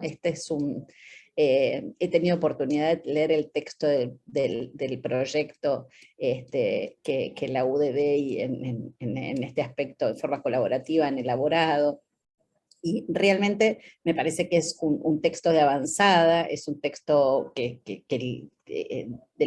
estos que lideran las oportunidades de modificación en la región y lo hace de la mejor manera. Este texto que promueve digamos, aquí estoy tratando de encontrarlo, que promueve esta posibilidad de que se utilicen los datos para investigación con determinadas características. A mí me parece que esto resulta esencial y hoy no podemos perder esta oportunidad de qué hacer con los datos en materia de investigación. Si quieren, la dejo a Marcia y después volvemos al tema de investigación en datos si queda un ratito. Gracias, Marisa. Bueno, nos queda poco tiempo, así que les voy a pedir que nos tomemos una extensión de unos 10 minutos, más allá de las 30, para poder ir cerrando con muchos temas. Marcia tiene sus comentarios y después quizás una pregunta que podamos ir cerrando con todos los panelistas. Adelante, Marcia. Bom, boa tarde a todos. Eu vou falar em português, mas vou falar calmamente, né? Tenho certeza que nós todos nos compreendemos bem. Em primeiro lugar, eu gostaria de agradecer e parabenizar esse projeto, porque eu acho que lendo os documentos e tendo a oportunidade de participar de alguns dos encontros, né?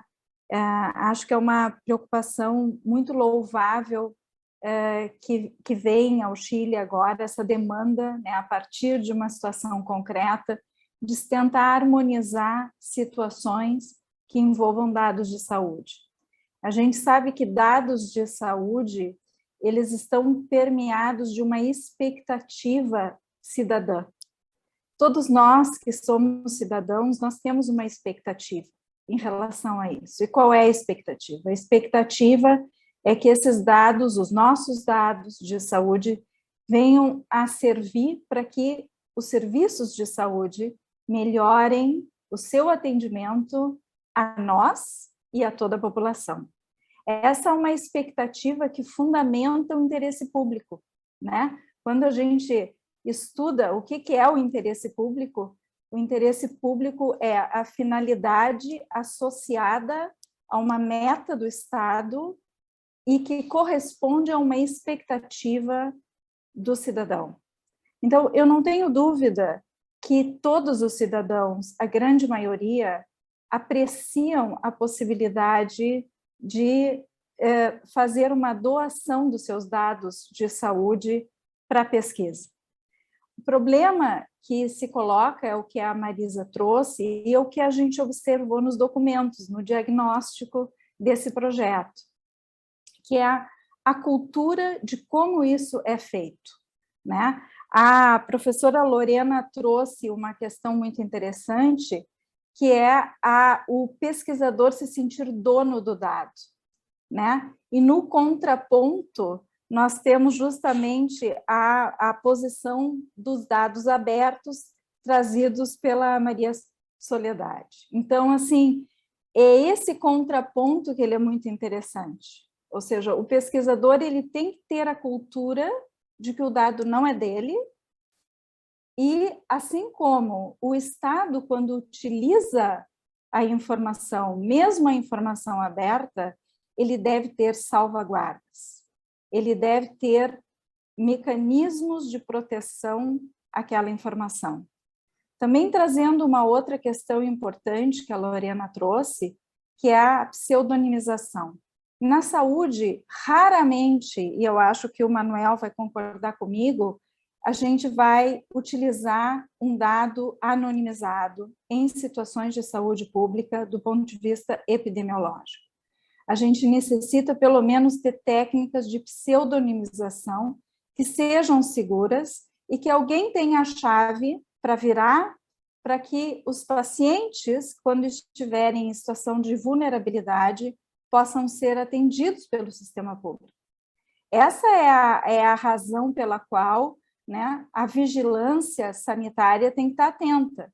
Ou seja, eu não posso anonimizar todos esses dados, porque senão o serviço de vigilância ele vai ficar absolutamente inócuo. Ou seja, os dados vão servir para resultados de pesquisa, mas não para ações públicas de saúde efetivas. Então, aqui a questão é justamente a política e a cultura, mas a cultura não só para os cidadãos, a cultura para os pesquisadores. E aí eu acho que as recomendações desse documento, né, que perpassa pela questão dos manuais de sistematizar as informações, as medidas de coordenação, centralizando isso também com os comitês de ética em pesquisa, que tem que avaliar não só o consentimento para o projeto de pesquisa, mas também o consentimento, muitas vezes, de doação de dados pessoais, que são 2 tipos de consentimento diferentes. Um é a pessoa querer participar de um projeto de pesquisa. O outro é ela doar os seus dados, independentemente de estar participando do projeto de pesquisa ou não, para um interesse público, para projetos que sejam de relevância nacional. Mas, para isso, as medidas de segurança e de salvaguardas do Estado têm que serem transparentes e ditas, ou seja, elas não podem estar escrutinadas num sigilo. O cidadão tem que conhecer de que maneira o Estado vai tratar, por onde esses dados vão trafegar, quem vai cuidar, quem vai pseudonimizar e quais são as suas garantias. E é isso que a política tem que estar aparente, né? A gente observa, durante a Covid-19, a gente observou muitas ações positivas dos estados e muitas ações bastante questionáveis em relação à vigilância da sociedade. Normalmente, não coincidentemente, né, os dados eles serviram para ações políticas.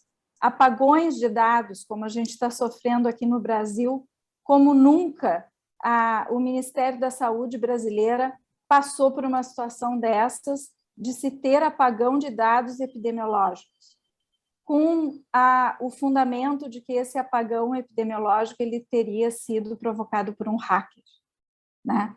Então, a gente sabe que estados que têm uma credibilidade da sociedade, eles vão fazer com que a forma como o trânsito de dados em saúde seja armazenado e utilizado, isso tem que estar desenhado justamente numa política integrada nacional.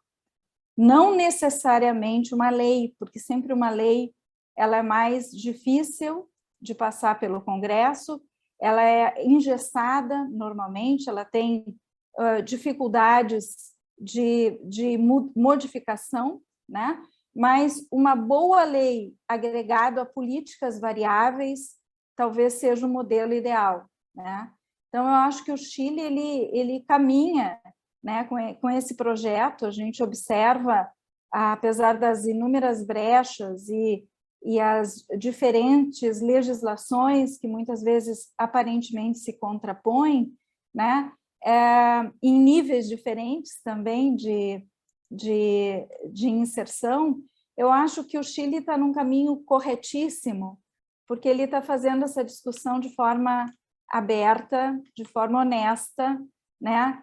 E quanto aos dados abertos, que é muito importante, acho que em qualquer pesquisa de dados em saúde e dados epidemiológicos, deve-se falar em dados abertos. Hoje, a ONU não permite mais os grandes papers, né, na área da saúde, não admitem mais que os pesquisadores tenham bases de dados que não possam ser escrutinados. Os dados têm que serem cada vez mais passíveis de fiscalização, inclusive, do seu uso, da forma de análise estatística, da forma de fazer análise, e é por isso que o acesso aberto ele é fundamental. Mas o acesso aberto não significa que o Estado possa fazer qualquer coisa com o dado do cidadão.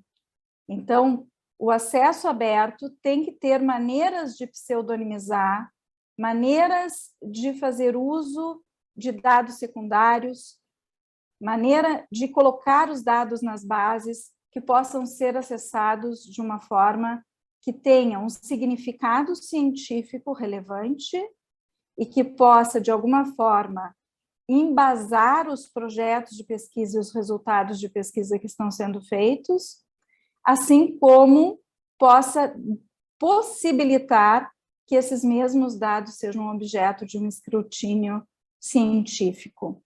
A gente viu agora, durante a Covid, a situação da hidroxicloroquina, da cloroquina, papers no Lancet, né, revistas de alto impacto na área da saúde, e o quanto isso efetivamente foi negativo, né, para muitas iniciativas na área de políticas de ação efetiva contra a Covid-19 em muitos lugares do mundo, né? Assim como os grupos anti-vacina também, né? O que isso tem provocado em muitos lugares do mundo, né? E a gente observa agora na Europa um retrocesso em muitas situações do Covid com a nova variante da Ômicron, assim como a gente observa países que têm um maior índice de vacinação com os seus sistemas de saúde um pouco mais liberados, né?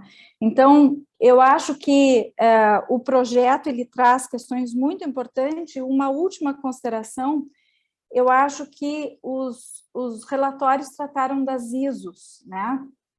Eu acho que esse projeto ele traz dados que sejam possíveis utilizar a ISO 29134, né, de 2020, que é a ISO que traz os parâmetros de análise de risco, de privacidade e proteção de dados, né? Se criar metas e fórmulas de análise de risco nas situações de uso de dados na área da saúde é fundamental.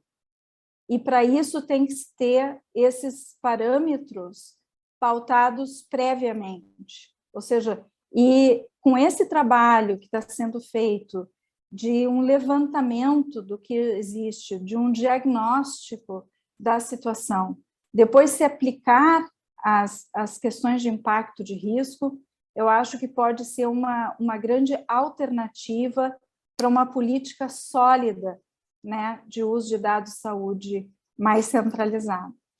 Eu acho que depois a gente pode discutir, eu não sei se eu falei muito rápido o portugués. Gracias, Marcia, no, te entendimos muy bien.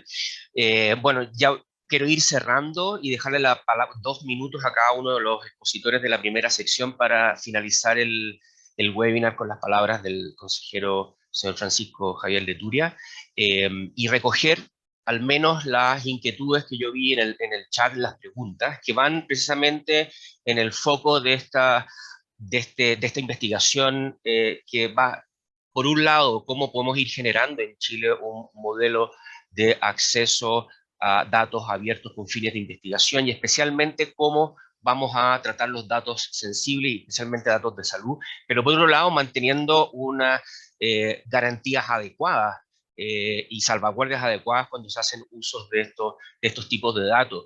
Y sin duda, en la gran discusión va a estar cómo van a establecerse finalmente las reglas de habilitación en nuestra futura ley de datos, en la actual ley que se está tramitando, ¿no es cierto?, en el Congreso. Y ahí quisiera preguntarle a Lorena como experta qué opinión tiene al respecto. Así que le doy la palabra a cada una de los expositores, a María Soledad, a Manuel, a Lorena, para ir cerrando este webinar y agradecerles por muchos de los mensajes que nos han entregado para la continuidad y cierre de este proyecto. Así que, en el mismo orden que expusieron, Manuel, te doy la palabra. Ya, muchas gracias, Alberto. Y muy interesante la discusión y las posturas que se han presentado. Ha sido bien ilustrador. Yo solo de palabras finales, hay algo que no comenté previamente, que lo pensé dejar justo para el final, y hay una pregunta que apareció en el chat que me pareció súper interesante, que hace Lorena Hofmeister, respecto a los datos que no son necesariamente de salud o que no recogemos desde el ámbito de la salud, pero que sí nos dan cuenta de dimensiones o características de la vida de las personas que impactan en su salud. Y por lo tanto, ahí un poco apoyo la pregunta, ¿no es cierto? ¿Cómo si que se ha pensado desde la NID, o también cómo si se ha pensado desde el reglamento emanado desde la autoridad sanitaria, el poder trabajar en reunir la información de las personas de todos los ámbitos de su vida, no solo lo que nosotros recogemos en la atención de salud, ¿no es cierto? Cómo podemos recoger los datos de vivienda, de nivel socioeconómico, de educación, como yo les contaba el ejemplo de lo que hicimos de la cohorte de niños de los últimos 20 años, bueno, los datos de educación es lo único que nos da, por ejemplo, resultados de salud de los niños entre los 5 y los 14 años, porque en esa etapa no tenemos control sano y tampoco consultan mucho. Después tenemos la ficha CLAP y antes tenemos los controles sanos, pero entre medio parece ser que en el colegio donde podemos observar algunos outcomes de salud en los niños, ¿no es cierto? Y resulta que no tenemos acceso a esos datos de forma fácil. Estamos ahora armando un grupo para juntarnos y sentarnos a conversar cómo lo hacemos, pero es un desafío súper bonito ese que plantea Lorena, así que yo adhiero a su pregunta, cómo lograr que el estándar sea nacional y que apunte a apoyar la investigación de todos estos temas sanitarios, pero desde, por supuesto, los otros datos. Efectivamente, un poco el desafío que tenemos del acceso a la información del Estado, no solamente el acceso a la información de datos de salud, ¿no? Para hacer investigación. Lorena. Ok, mira, yo me quiero hacer cargo de tres cosas. Uno, los datos anonimizados ya no son datos personales. Primera cosa.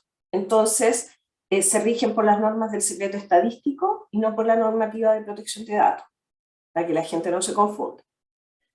Lo segundo, y por tanto pueden quedar abiertos los datos anonimizados para los efectos de ser reutilizados en investigaciones. Otra cosa es si acaso es posible reidentificarlos o no, si se trata, por ejemplo, de una persona con una enfermedad rara, que en el fondo que son 3 personas en el país, por ejemplo, estoy inventando. Eso de una parte. Lo segundo de que me quería hacer cargo es el tema de los titulares.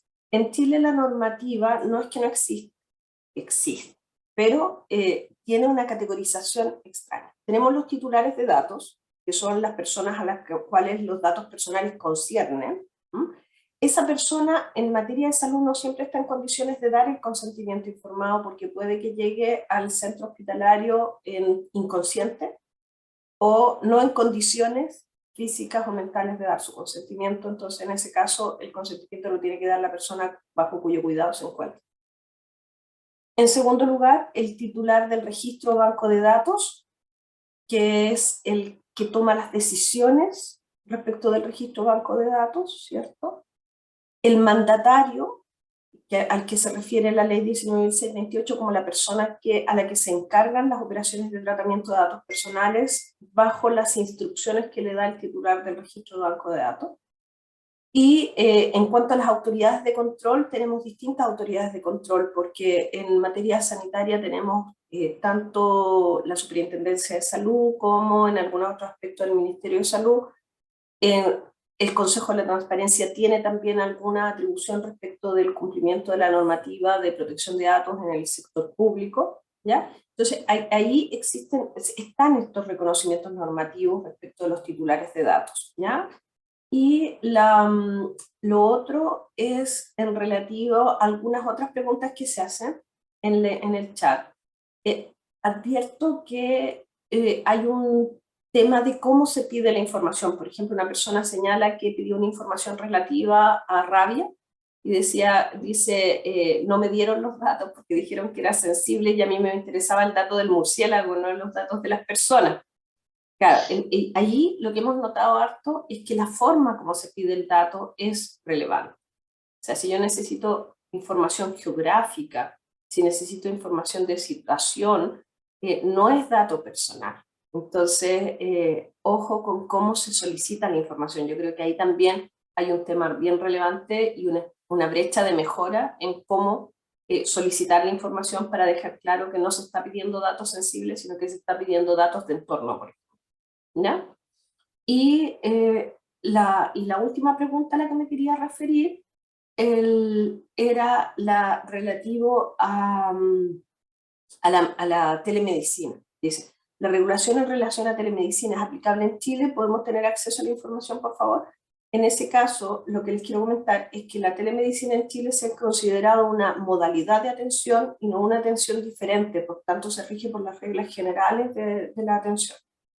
Con algunas particularidades técnicas que son las que van a salir en el reglamento, que más bien son traducir al castellano y en fácil las reglas de cómo se debe gestionar la información para tener los recuerdos necesarios y la disponibilidad, y asegurar la disponibilidad, la confidencialidad en general la interoperabilidad de la información. Eso, muchas gracias. Muchas gracias, Lorena. Aprovecho de preguntarte, ¿se va a esperar la tramitación de la ley que modifica la Ley de Derechos de los Pacientes en relación a la atención a distancia, telemedicina, para que salga este reglamento? Van en paralelo. Van en paralelo. Bueno, María Soledad, y después le doy la palabra al consejero Francisco Leturia para que cierre nuestro webinar. Muy cortito, Sí. la presidenta del Consejo de Transparencia mencionó a la OSD, diciendo que estábamos en deuda con la OSD en materia de datos. Y la verdad es que nosotros estamos en la NIT trabajando el tema justamente desde el año 2011. La política de datos científicos y el depósito, todo eso, es una cosa que viene de larga data, y tuvimos que esperar que apareciera en nuestro horizonte el Ministerio de Ciencia y la CONICET se muriera y apareciera la agencia con un nuevo mandato, para poder efectivamente empezar a implementar esta política, que no es una cosa rara ni marciana, sino que pasa en todos lados. El Open Data, el Open Science es un paradigma de escala mundial, y nosotros nos vamos a hacer cargo de los depósitos de los datos que generan las investigaciones que financiamos. Ese es el corpus de datos que vamos a manejar. Por tanto, lo que quiero decir de manera muy certera es que esta política se va a implementar, esta política viene, y qué bueno que ojalá nos pille con un marco legal un poco más armónico y un poco más actualizado, para que efectivamente los investigadores no tengan que estar preguntándole a un asesor legal cómo le hacen con la anonimización, con el dato sensible y con todo lo que significa dejar disponibles los datos para el uso de la ciudadanía, porque finalmente ese es el último fin de esta política de acceso abierto a datos científicos. Eso. Muchas gracias, María Soledad. Bueno, vamos cerrando ya este seminario, este webinar. Agradezco mucho la presencia de todos ustedes, las preguntas que nos hicieron y agradecer a todos los expositores, a las dos colegas extranjeras, las expertas en datos de Argentina, Marisa Eisenberg y Marcia Santana. Y bueno, claramente este trabajo nuestro nos deja, digamos, este seminario con bastantes más desafíos de cierre de nuestro informe final de lo que pensábamos. Así que fue muy nutritivo la discusión que tuvimos, y dejo al consejero Francisco Javier Leturia para que nos dé las palabras de cierre de este webinar.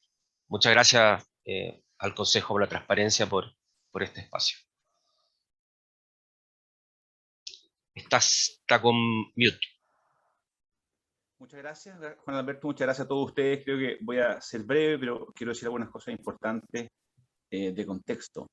El Consejo por la Transparencia está muy feliz y muy contento de poder estar participando con ustedes en este tipo de cosas. Mientras nosotros tengamos la única facultad prácticamente que la legislación actual establece en materia de protección de datos personales, aunque sea muy precaria, vamos a seguir haciéndonos cargo de ello, y no creo que haya ninguna forma mejor de hacerlo que buscando aliados, que generando estos espacios de conversación. El tema de la protección de datos personales es un tema nuevo en todas partes del mundo y en Chile. Hace un tiempo atrás, incluso en gente súper ilustrada y entre abogados, médicos, etcétera, uno hablaba de este tema y la gente miraba para arriba y decía, ¿de qué me estás hablando?